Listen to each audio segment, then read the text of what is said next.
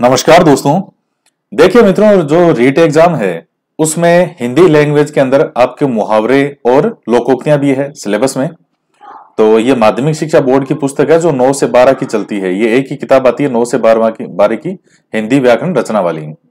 तो इसमें से हम जो है आज मुहावरे और लोकोक्तियां वाला जो टॉपिक है वो शुरू करते हैं। और इसमें जो भी मुहावरे लोकोक्तियां हैं वो इनको एक बार अच्छे से देखेंगे, क्योंकि आपके परीक्षा में आएगा तो संभावना पूरी यही है कि इसी पुस्तक में से आपके बेसिक चीजें पूछी जाएगी। तो पढ़ते हैं इसको और वीडियो को लाइक जरूर करें, ज्यादा से ज्यादा शेयर भी करें। तो आपको एक क्वेश्चन का जवाब कमेंट करके देना है कि जीन पियाजे के अनुसार, जब आप जीन पियाजे पढ़ते हैं तो जो पलटावी चिंतन है, पलटावी चिंतन वो कौन सी अवस्था में आने लग जाता है। यानी पलटावी चिंतन में बच्चा सक्षम हो जाता है। जीन पियाजे के अनुसार वो कौन सी अवस्था है उसका नाम कमेंट करके आपको बताना है। तो आज हम आगे पढ़ते हैं। बड़े जबरदस्त मुहावरे होते हैं। जब कोई वाक्यांश अपने प्रचलित अर्थ को अभिव्यक्त न कर किसी विशेष अर्थ में रूढ़ हो जाए तब वह मुहावरा कहलाता है। जैसे 9 2 11 हो जाना, तो यहां मुहावरा गणितीय संक्रिया को न बताकर भाग जाना अर्थ को घोषित करता है। भाई वैसे तो 9 2 11 होना, तो अब इनको कोई जोड़ना थोड़ी है कि 9 और 2 और प्लस 11 को जोड़ दो। ये संकेत किस चीज की तरह कर रहा है? भाग जाना। ठीक वैसे ही दांत खट्टे करना नामक मुहावरा स्वाद के खट्टेपन को न बताकर किसी को बुरी तरह हराना नामक अर्थ अभिव्यक्त करता है। तो प्रचलित जो नाम है उसका उस मुहावरे के अंदर उसको नहीं बता करके कुछ और अर्थ है जो वो बताने की कोशिश करता है। जैसे कई बार लिखा आता है कि भारतीय सेना ने इस सेना के दांत खट्टे कर दिए। तो अब इसका ये थोड़ी है कि सबके दांत मुंह खोला और दांत के अंदर सबके नमक और नींबू जो है उसको निचोड़ दिया। ऐसा थोड़ी होता है दांत खट्टे कर दिया। मतलब यह है कि उनको जो है बुरी तरह हरा दिया, उनको भागने पर मजबूर कर दिया। लोकोक्ति शब्द दो शब्दों के मेल से बना है, लोक प्लस उक्ति। तो लोक में यानी जो भी लोक में चिरकाल से प्रचलित कथन क्या कहलाता है? लोकोक्ति कहलाता है। लोकोक्ति का संबंध किसी घटित घटना से होता है, तो जो लोगों के बीच में प्रचलित होती है और तो इस तरह की जो चीजें हैं वो लोकोक्तियां कहलाती हैं। और एक चीजें और होती है कि जो लोकोक्ति है वो थोड़ी लंबी होती है लिखने में, मुहावरा छोटा सा में हो जाता है, 9 2 11 होना। दूसरा, मुहावरों में ज्यादातर आपको क्रिया देखने को मिलेगी, भाग जाना, सो जाना, नाचना, मतलब जो क्रियात्मक वर्ड है वो आपको इसमें ज्यादा देखने को मिलेंगे मुहावरों में। लोकोक्ति और मुहावरों के प्रयोग से भाषा प्रभाव उत्पादक बनती है। लोकोक्ति को कहावत के नाम से भी जाना जाता है। भाई कहावत आते हैं, लोकोक्ति, कई बार आप कहते हो कहावतें सुनते हो, लोकोक्ति कहावत वो एक ही चीज है। तो ये मेन बेसिक डिफरेंस होता है मुहावरे और लोकोक्तियों में। बाकी डिफरेंस इन्होंने और बता रखा है कि मुहावरा जो है वो एक वाक्य का अंश टाइप होता है, जबकि लोकोक्ति अपने आप में पूर्ण होती है। तो मैंने आपको बताया था कि मुहावरा थोड़ा देखने में छोटा लगेगा, जबकि लोकोक्ति एक लंबी लाइन सी होती है, अपने आप में पूरा वाक्य के रूप में आपको नजर आएगा। बस ये मेन तो डिफरेंस यही है, बाकी ये छोटी मोटी चीजें हैं। तो अब हम जो है वो मुहावरे शुरू करते हैं, क्योंकि आपसे वही पूछेगा कि मुहावरे का अर्थ क्या है या लोकोक्ति का क्या होता है। तो हम डायरेक्ट अब वहीं चलते हैं। तो ये मुहावरे हैं, शुरू कर रहे हैं। और आपको कितने आते हैं इसमें से ये कमेंट करके आप जरूर बताइएगा। सबसे पहला है अंक भरना। तो अंक भरना का क्या होता है? गले लगाना। अंक भरना का मतलब है स्नेहपूर्वक गले मिलना, गले लगाना। अंग अंग ढीला होना, बहुत थक जाना। जैसे आप नॉर्मली कहते हो भी हो कि आज तो मेरा सारा शरीर टूट रहा है, सुबह से शाम तक आपने काम किया, तो शाम तक होते होते कह देते हो भाई आज तो मेरा अंग अंग ढीला हो रहा है। तो इसका मतलब क्या है? अब इसका मतलब ढीला का मतलब क्या है? यहाँ पे बहुत ज्यादा थक जाना। अंगारे उगलना, तो अंगारे उगलने का मतलब यह नहीं है कि मुंह से कुछ उसके अंगारे निकल रहे हैं। इसका मतलब है क्रोध में कटु वचन कहना। तो क्रोध जब व्यक्ति को आता है तब वो जो कड़वी वचन है वो बोल देता है, उसी को कहते हैं अंगारे उगलना, कि आज तो आपके मुंह से अंगारे उगल रहे हैं। अंधा बनना, अंधा बनने का मतलब है कि जानते हुए भी ध्यान न देना। जो भी चीजें सामने घटित हो रही है उसको जानते हुए भी अनजान बनना, बिल्कुल कि जैसे कि कुछ हो ही नहीं रहा है। तो अंधे बनने का मतलब होता है जानते हुए भी उस विषय पर ध्यान ना देना, उसके बारे में कुछ भी ना कहना। अंधे की लाठी होना, तो अंधे की लाठी का मतलब क्या होता है? एकमात्र सहारा। जैसे बुजुर्ग माता पिता होते हैं तो उनकी एकमात्र लाठी कौन होता है? तो वो उनका संतान होती है, जो भी उनकी संतान हो। जैसे श्रवण कुमार का नाम आता है, तो अपने अंधे माता पिता की इकलौती इकलौती लाठी था वो, यानी इकलौता सहारा था। अंधेर खाता होना, खाता का मतलब होता है हिसाब सही नहीं होना, खाता वगैरह में लिखते हैं हिसाब, तो सही हिसाब ना होना। अक्ल का दुश्मन होना, मूर्ख होना, तो ये तो सबसे ज्यादा होता है, किसी भी विषय पर ढंग से सोचना विचार करना नहीं, कुछ नहीं, अक्ल का दुश्मन, तो उसको कौन है, मतलब है इसका मूर्ख होना। कहते हैं कि ये अक्ल का दुश्मन है ये तो। अक्ल के घोड़े दौड़ाना, तो अक्ल के घोड़े दौड़ाना से मतलब होता है केवल कल्पनाएं करना, सिर्फ कल्पनाएं करना। मैं रीट की तैयारी के अंदर मैं ऐसे कर दूंगा वैसे कर दूंगा, शाम को सोते वक्त सब कुछ सोचना, आज मैं ऐसे पढ़ाई करूंगा, कल से सुबह उठ के मैं 5 बजे उठूंगा, फिर मैं ये पढ़ाई करूंगा, फिर मैं चाय पीऊंगा, फिर मैं नाश्ता करूंगा, फिर मैं खाना खाऊंगा, फिर बीच में पढ़ाई वाला टाइम है, फिर 2 घंटे, फिर ये, और अगले दिन सुबह उठता है तो वो चाय वाला कंटिन्यू रहता है, खाना खाता है, नाश्ता करता है, पढ़ाई वाला टाइम हवा में उड़ जाता है। तो केवल कल्पनाएं करना आवश्यक है, लेकिन उस कल्पनाओं को सही रूप से एग्जीक्यूट भी किया जाए। तो केवल कल्पनाएं करना, अक्ल के घोड़े दौड़ाना। तो जैसे मैं कई बार कह सकता हूं आपको कि आप में से अधिकतर विद्यार्थी हैं वो केवल अक्ल के घोड़े दौड़ाते हैं, यानी केवल कल्पनाएं करते हैं, हम ऐसे पढ़ेंगे वैसे पढ़ेंगे, लेकिन अगले दिन फिर वही सुबह 7, 8, 9, 10 बजे जाके उठते हैं। अक्ल के पीछे लठ लिए घूमना, तो ये ए आ नाम से शुरू में आ रहे हैं, अभी सब ए वाले हैं। अक्ल के पीछे लठ लिए घूमना, वही बुद्धि के विरुद्ध कार्य करना, कि कहते हैं ना कि ये तो अक्ल के पीछे लठ लिए हुए घूम रहा है, तो वो है बुद्धि विरुद्ध कार्य करना। तो इनको किसी सेंटेंस में प्रयोग किया जा सकता है, इन मुहावरों को। कई बार आता भी है, जैसे आरएस मेंस का एग्जाम होता है, आरएस मेंस में आता है कि इस मुहावरे को किसी पूर्ण वाक्य में प्रयोग करें, तो फिर आपके माइंड में वो वाक्य भी आना चाहिए।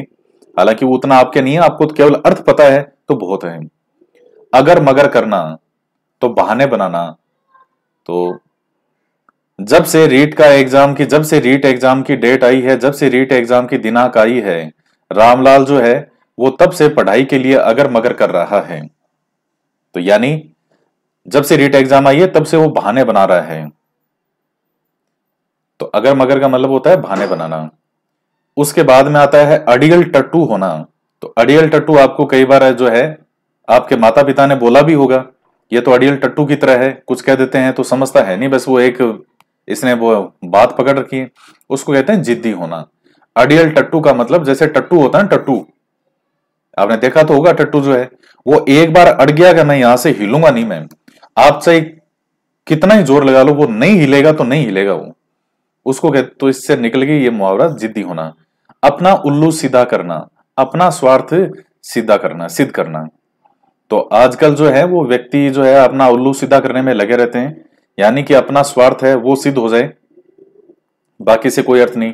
अपना सा मुंह लेकर रह जाना, यानी किसी अकृत कार्य के कारण लज्जित होना, तो वो किस में आता है, इसके अंतर्गत आता है।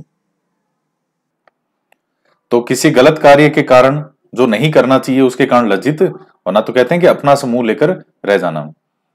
अपनी खिचड़ी अलग पकाना, साथ मिलकर न रहना, अलग रहना। तो कई कहते हैं नहीं कि भाई अपना अलग ही कोई बात कर रहे हैं, अलग ही चीज कर रहे हैं, तो उसको कहते हैं कि अपनी खिचड़ी अलग पकाना, यानी साथ मिलकर न रहना, अलग रहना। अपने तक रहना, अपने तक रखना, अपने तक रखना का मतलब है किसी दूसरे से न कहना। अपने पैरों पर कुल्हाड़ी मारना, तो अपने पैर पर कुल्हाड़ी का मतलब होता है अपना नुकसान स्वयं करना। जैसे आप मान लीजिए कई बार आपको बताते हैं कि इस तरह से पढ़ो, ये चीजों को फॉलो करो, और अगर आप वो नहीं करते तो आप क्या कर रहे हो, अपने पांव पे कुल्हाड़ी मार रहे हो, वो आपके लिए ही नुकसानदायक है।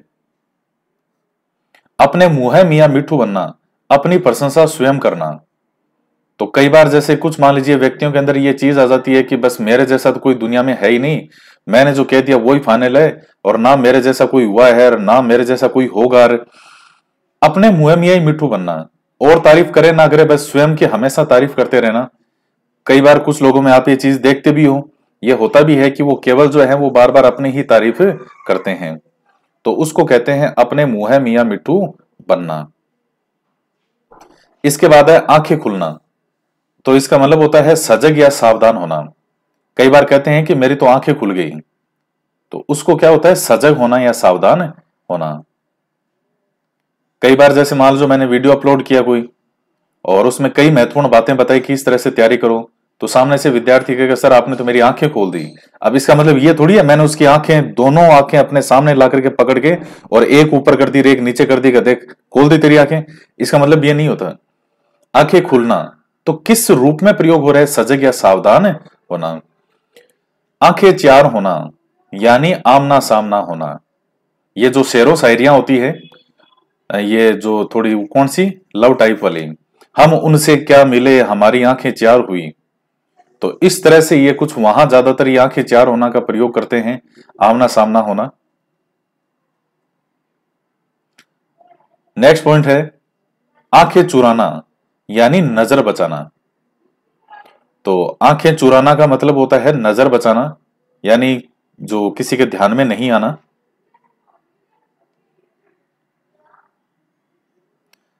जो एक डायलॉग था राजकुमार जी का, बड़े जबरदस्त आवाज के धनी थे वो।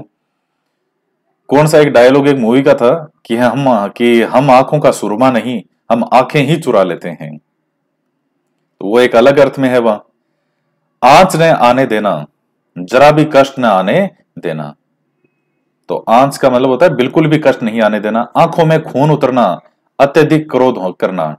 सनी देओल जो है वो, तो सनी देओल के जितने भी फिल्में हैं आप देख लीजिएगा, हमेशा सनी देओल की आंखों में खून दिखाई देगा। कात्यार, वो बलवंत राय, वो हमेशा दिमाग में आंखों में खून उतराना यानी अत्यधिक क्रोध करना। वो डायलॉग है ना, वो कौन सी फिल्म है कात्या वाली, वो घातक है कौन सी वो, उठा उठा के पटकूंगा, सातों को 7 बार मारूंगा, गाड़ दूंगा, फाड़ दूंगा, जिंदा जला दूंगा। आंखों में धूल झोंकना, इसका मतलब होता है धोखा देना। तो देखिए आंखों से कितने मुहावरे बने हुए हैं। आंखों में धूल झोंकना, इसका मतलब होता है धोखा देना। फिर आता है आंखों का तारा, मतलब अत्यंत प्यारा। कहते हैं ना कि ये तो मेरी आंखों का तारा है, तो उसका मतलब होता है अत्यंत प्यारा है। आंखें बिछाना, प्रेम पूर्वक स्वागत करना। आप मान लीजिए कभी किसी के घर पे गए या आपके घर पे कोई आया, तो जो लोग आपको अच्छे लगेंगे तो आप उनके लिए आंखें बिछा दोगे। अब इसका ये मतलब थोड़ी है आंखें निकाल के बिछा दी कि लो सब आओ। आंखें बिछाना का मतलब होता है प्रेम पूर्वक स्वागत करना। आंखों पर पर्दा पड़ना यानी भले बुरे की परख न होना। तो कई बार कुछ लोग आंखें बंद कर लेते हैं बिल्कुल ही, मतलब आंखों पे पर्दा पड़ जाता है, भले अच्छे बुरे की कोई फर्क नहीं कर पाते। आंच ना आने देना, ये तो हो गया कष्ट ना आने देना। आंचल प्रसारना का मतलब होता है प्रार्थना करना। जैसे मनुष्य जब मंदिर जाता है, या जो सब अपने अपने जिनको मानते हैं, तो वहां जाकर के आंचल प्रसारते हैं कि हे प्रभु हमारी ये मनोकामना पूरी कर दो। फिर आता है आंसू पूंछना, धीरज व ढाढ़स बंधाना। तो मान लीजिए आपके सामने कई बार रोता है कोई, या आपके भी कभी आंसू आते हैं, तो आपका भी दिल चाहता होगा कि आपको कोई धीरज बताए कि बेटा कोई बात नहीं, हिम्मत रखो। सिलेक्शन मान लो कभी नहीं भी हुआ, रीट में किसी ने एग्जाम दिया नहीं हुआ, तो कोई रोए तो उसको हिम्मत बंधाने का, नहीं कोई बात नहीं, ये कोई जीवन का पहला एग्जाम नहीं है, और केवल एक ही एग्जाम, और ये कोई चीजें डिसाइड नहीं करती कि असफलता को। देखिए लोगों की सामान्यतः धारणा क्या होती है कि अगर किसी एग्जाम में किसी का सिलेक्शन नहीं हुआ, तो वो बड़े खुश होते हैं, जो दूसरे लोग जो होते हैं जानकार होंगे कि अच्छा अच्छा, अरे वाह नहीं हुआ नहीं हुआ इसका। मन से कोई ये नहीं कहेगा कि बेटा कोई बात नहीं तैयारी की। सब जानबूझ के पूछेंगे उसको, जिसका सिलेक्शन नहीं होगा उसको तो जानबूझ के पूछेंगे कि क्या हुआ रिजल्ट का। और जब सिलेक्शन हो जाता है तो सारे कोप भवन में जो आपके जो भी रिश्तेदार हैं, सब जानकार कोप भवन में ऐसे चले जाएंगे जैसे कौन चला गया हो, कोई रूठी रानी चली गई हो।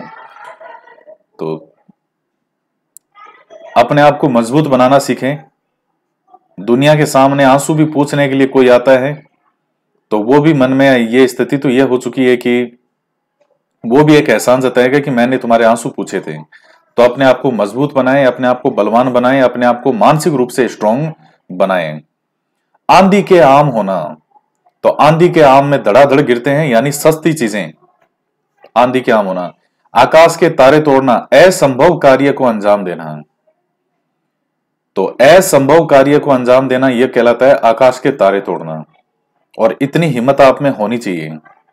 आईने में मुंह देखना, अपनी योग्यता की जांच कर लेना। अब जैसे मान लीजिए आईने में मुंह देखना, इसका मतलब यह नहीं है कि सर मैं तो रोज मेरा चेहरा देखता हूं या रोज मेरा चेहरा देखती हूं मैं। इसका मतलब होता है स्वयं का मूल्यांकन करना, अपनी योग्यता की जांच कर लेना। मैं आपसे आपसे कई बार कुछ क्वेश्चन वगैरह पूछता हूं, तो वो क्वेश्चन वगैरह क्या बताते हैं कि आपकी योग्यता की जांच है कि आपको कितना आता है, कितना आप बता पाते हैं। आग बबूला होना, अत्यधिक क्रोध करना, तो वो है आग बबूला होना। आग में घी डालना, क्रोध को बढ़ाने का कार्य करना। कई बार मान लो कोई दो जनों में कोई हल्की फुल्की बात हो गई, अब वो बात ऐसी है कि उसको सोल्व किया जा सकता है, लेकिन दूसरे लोग आकर के और उसमें क्या करेंगे, घी डालने का काम करेंगे ताकि और तेज उनमें झगड़ा बढ़े, और फिर उस झगड़े को एंजॉय करते हैं लोग जो होते हैं वो। आटे दाल का भाव मालूम होना, जीवन के यथार्थ को जानना। वो कहते हैं ना कि शादी होने के बाद में आटे दाल का भाव मालूम हो जाता है। यानी जब आपके कंधों पे जिम्मेदारी आती है कि आपको अपने परिवार को चलाना है, तब पता पड़ता है कि अच्छा ये आटा ये भाव आ रहा है, दाल ये भाव है, नमक ये भाव है। हो सकता है देखिए आपने जीवन में पहली बार कभी मसाला या कभी आटा बाजार से खरीदा होगा, तो जब तक पिताजी ला रहे हैं तब तक आपने कभी ध्यान नहीं दिया होगा, लेकिन जब आप पर जिम्मेदारी आई मार्केट से खरीदने की सब चीजों की, तब आपको आश्चर्य होगा, अरे ये चीज इतने की आती है, ये चीज इतने की आती है, ये चीज इतने की आती है। जीवन के यथार्थ को जानना। आग लगने पर कुआं खोदना, मुसीबत के समय उपाय खोजना। तो अब जैसे रीट में जब भी रीट की एग्जाम डेट आई है, जब से 25 अप्रैल, उसके बाद से कई विद्यार्थी जो हैं वो जो है फट कह रहे हैं सर अब क्या पढ़ें, बताओ सर कौन सी गाइड खरीदें, कौन सी बुक खरीदें, सर कौन सी किताब पढ़नी है। तो मैं कहता हूं भाई तुम एक साल से कहां गए हुए थे, कहां थे सर? यहीं थे, लेकिन बस पढ़ाई नहीं की। हमने सोचा वैकेंसी कैसे अभी आएगी नहीं। तो ये ऐसा नहीं होता है। अब जब एग्जाम डेट आ चुकी है, सर के ऊपर है, और पहले से कभी कुछ पढ़ाई नहीं है, मस्ती से बैठे हुए हैं, तो हालांकि ऐसा नहीं है कि पढ़ाई हो नहीं सकती है अपन, लेकिन आग लगने पर कुआं खोदना, भाई पहले से अपना पानी वानी तैयार रखो। जब भी एग्जाम डेट आए अपना फटाक से एग्जाम दिया और उसको क्लियर कर लिया। आड़े आना यानी बाधक बनना। हम कहते हैं ना कि ये तो हमारे आड़े आ रहा है, या ये हमारे लक्ष्य के बीच में बाधक बन रहा है, ये हमारे लक्ष्य के बीच में आड़े आ रहा है। आड़े आने का मतलब होता है बाधक बनना। आकाश टूटना का मतलब होता है अचानक बड़ी विपत्ति आना, उसको कहते हैं आकाश टूटना। कहते हैं कि उसके तो भाई जैसे किसी महिला के लिए उसके दो छोटे छोटे बच्चे थे, उसके बेचारे के पति का देहांत हो गया, तो उस पर तो आकाश ही टूट पड़ा, यानी अचानक बड़ी विपत्ति आना। आपे से बाहर होना, वश में न रह पाना। कुछ लोग जैसे क्रोधी बहुत ज्यादा होते हैं। अरस्तु ने एक बात कही थी कि क्रोध आना एक सामान्य चीज है, हर मनुष्य को आता है, मुझे भी आता है, आपको भी आता है, सबको आता है, लेकिन उस क्रोध का कहां और किस स्थान पर प्रयोग करना है, यह केवल कुछ ही के गिने चुने व्यक्ति होते हैं जिनमें यह चीज आ पाती है। भाई क्रोध तो सभी करेगा, कोई कुत्ता भी लेटा हुआ है, आप उसके पत्थर मार के देख लो, वाव वाव करके आपको ना काट ले तो देख लेना वापस। क्रोध तो सबको आता है, लेकिन मनुष्य अपने क्रोध का कहां किस स्थान पर प्रयोग करता है, तो वो होता है सही तरीके से क्रोध का प्रयोग करना। जब महात्मा गांधी जी को ट्रेन से बाहर फेंक दिया था, तो कि तुम क्या हो, काले हो, भारतीयों को ये अंग्रेज क्या कहते थे, काले ही मानते थे, और आपके पास पैसे हैं, फर्स्ट क्लास का टिकट है, फिर भी आप रंग भेद के आधार पर आपको बाहर निकाल के फेंक दिया। जब गांधी जी को ट्रेन पे फेंका, तो पहली बात तो है कि खुद का ये भ्रम दूर हो गया कि भैया आपके पास पैसे हो, फिर भी ये देख लो ये अंग्रेज ऐसे ही रहेंगे। खुद पर चोट आई, और उसके बाद में क्रोध गांधी जी को वहां भी आया था, निश्चित रूप से आया होगा, लेकिन उन्होंने आपस में किसी को मारने पीटने के लिए नहीं उठे। वो उन्होंने कहा कि अब तो तुम्हारी लंका पूरी लगाऊंगा मैं तो वापस भारत जा रहा हूं, और वहां जाके देखो मैं क्या करता हूं। तो 9 जनवरी 1915 को गांधी जी भारत आते हैं। फिर वो धीरे धीरे एक साल तक पूरे भारत का भ्रमण किया, उन्होंने समझा, उसके बाद में उन्होंने स्टेप बाय स्टेप अपने आंदोलन चलाना शुरू किया। तो यह होता है कि क्रोध को वश में रखना। फिर है आसमान सिर पर उठाना, अत्यधिक शोर करना। तो फिर आता है आठ आठ आंसू रोना, बुरी तरह रोना या पछताना, यानी अड़ा अड़ा के रोना। जो मैं कहता हूं ना कई बार कि मेरी बात को अगर ढंग से नहीं फॉलो किया, पढ़ाई नहीं की, तो अड़ा अड़ा के रोना पड़ेगा। वो यही है अड़ा अड़ा के रोना, आठ आठ आंसू रोना। होए रे मावड़ी रे, मैं पढ़िया कोनी रे, होए रे। फिर अल्डा अल्डा के चाहे कितना ही पिपाट करते रहना, एक बार वैकेंसी निकल गई तो वो निकल गई वो। और जिसका मेरा ये मानना है कि चलो सिलेक्शन होना या नहीं होना तो फाइनली एक ईश्वर के हाथ में है कि आपको कर्म का फल कब देना है, लेकिन कर्म करना तो आपके हाथ में है कि आप कर्म कितना करते हो। अब कोई बिल्कुल ही नहीं पढ़ाई करे, मान लीजिए कट ऑफ जाती है 75%, और मान लो किसी के 70% आ गए, सिलेक्शन तो नहीं हुआ, लेकिन ये तो प्रूव है ना कि उसने मेहनत की थी। हो सकता है कहीं दूसरी अच्छी जगह और सिलेक्शन हो, लेकिन कट ऑफ 75 जा रही है और नंबर आ रहे हैं 30%, तो क्या आप ये कहने की स्थिति में हो गया कि हमने मेहनत की थी। और सबसे ज्यादा जो दोष देने वाले होते हैं दूसरों को, ये 25-30% वाले होते हैं जो कभी मेहनत नहीं करते। इतना तो आप अगर कुछ भी नहीं पढ़ोगे तो भी आ जाएंगे इतने नंबर। तो आस्तीन का सांप होना, कपटी मित्र होना, तो ये बड़ी खतरनाक चीज है। आपके साथ जो है वो सच में आपके मित्र हैं या आपके शत्रु हैं, ये आपको परख करनी होगी कि कहीं वो आस्तीन का सांप तो नहीं जो आपके साथ रह करके आपका कोई नुकसान करना चाहता हो। इति श्री होना, यानी अंत या समाप्त होना, इधर उधर की हाँकना, व्यर्थ की बातें करना। अब इसके अंदर लोग नंबर 1 होते हैं, उनके एक ही काम होता है, सारे दिन इधर उधर की हाँकते रहते हैं, मतलब पूरे में जो व्यर्थ बातें करते रहते हैं। ईंट का जवाब पत्थर से देना तो करारा जवाब देना, तो ईंट का जवाब पत्थर से, तो इसका मतलब ये नहीं है कि सामने वाले ने ईंट मारी तो मैं तेरे पत्थर मारूंगा, ये मुहावरा है जिसका अर्थ है करारा जवाब देना। इसके बाद में आता है ईंट से ईंट बजाना, का मतलब होता है कड़ा मुकाबला करना। ईद का चांद बहुत दिनों बाद दिखना, कहते भी हैं कोई व्यक्ति कई बार बहुत दिनों बाद दिखा, आप कहते हो अरे भाई तुम तो ईद का चांद हो गए, तो उसका मतलब होता है बहुत दिनों बाद दिखाई देना। इशारों पर नचाना, किसी को अपनी इच्छानुसार चलाना, तो यह होता है इशारों पर नचाना। उंगली उठाना, निंदा करना या आरोप लगाना। उगल देना, सारा भेद प्रकट कर देना, कि उसने तो सारा सारा राज उगल दिया। अब जैसे मान लो कोई अपराधी है, कोई मर्डर कर दिया, तो मर्डर कर दिया तो उसके बाद में थाने जब उसको पकड़ के ले गए, तो थाने ले जाने के बाद में, तो वहां लेके गए थाने में, तो पहले तो उसने मना किया, लेकिन बाद में उसने सारा भेद उगल दिया, यानी सारे राज प्रकट करना। उंगली पर नाचना, किसी अन्य के इशारे पर चलना। देखिए इशारों पर नचाना तो वह है जो किसी और को अपनी इच्छानुसार चलाना, और उंगली पर नाचना का मतलब किसी के द्वारा नाचना, किसी के इशारों पर चलना। उड़ता तीर झेलना, अनावश्यक विपत्ति मोल लेना, तो ये चीज भी बहुत होती है, उड़ता तीर झेल लेना। भाई बैठे बिठाए कि आ बेल मुझे मार वाली हरकत कर देते हैं। उड़ती चिड़िया पहचाना, थोड़े इशारे से ही सब कुछ समझ लेना। 19-20 का फर्क होना, मामूली अंतर। उल्टी गंगा बहाना, रीति विरुद्ध कार्य करना।